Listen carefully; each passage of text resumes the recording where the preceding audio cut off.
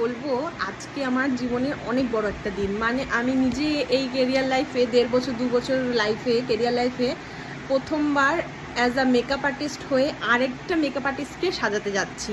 মানে ভাবতে পারছো কি চাপের ব্যাপার। মানে মানে আমি ভাবতেও পারি নাই যে সে তার ইয়েতে রিসেপশন ডেতে আমাকে বুক করবে। আর আমি যাচ্ছি শুধু সেই বিহার ঠাকুরনগর, মানে শিলিগুড়ি টু ঠাকুরনগর যাচ্ছি রিসেপশনে সাজাতে। তো এখান থেকে আমি আমার ব্লগটা চালু করলাম, তোমরা সবাই দেখো।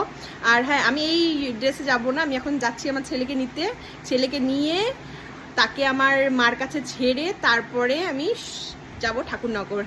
তাহলে মানে খুবই একটা আর খুবই চাপের ব্যাপার যে সব কাজকর্ম সব সেরে আমি এখন ছেলেকে নিয়ে ছেলেকে রেখে নিজে রেডি হব আবার, আর সব করে তারপরে যাব। তো দেখো আমার সেই মেকআপ আর্টিস্ট দিদিটাকে, বুনুই হবে, আমি কি করে রেডি করি তার একটা বিগ ডে, রিসেপশন ডেকে। তো তোমরা সবাই সাথে থাকো, পাশে থাকো, দেখা হচ্ছে অন দ্য ওয়ে।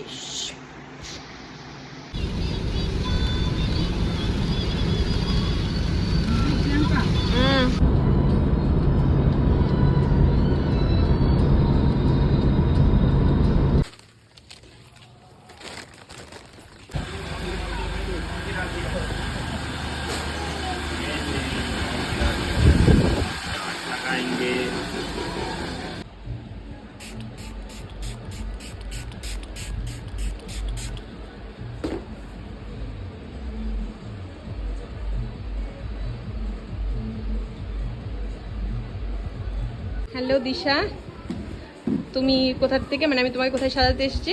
তুমি আমাকে ঠাকুরগঞ্জে সাজাতে এসেছো। বিহার। হ্যাঁ, তোমার লুকটা তোমার ভালো লেগেছে? হ্যাঁ ভালো লেগেছে। আইসটা একটু ডাউন করো। তোমার আজকে রিসেপশন ডে। ঠিক আছে।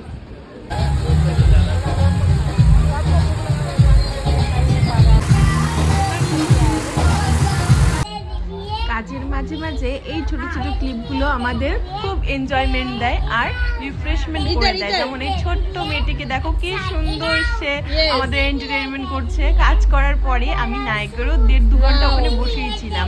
আর তখন এই কুচকু সোনাটা কি সুন্দর কিউট কিউট পোয়েম বলছে, অ্যাক্টিভিটি করছে, ড্যান্স করছে। আর আমার মুডটা যে কতটা ভালো লেগেছে তার সাথে কথা বলে, খুবই ভালো লেগেছে।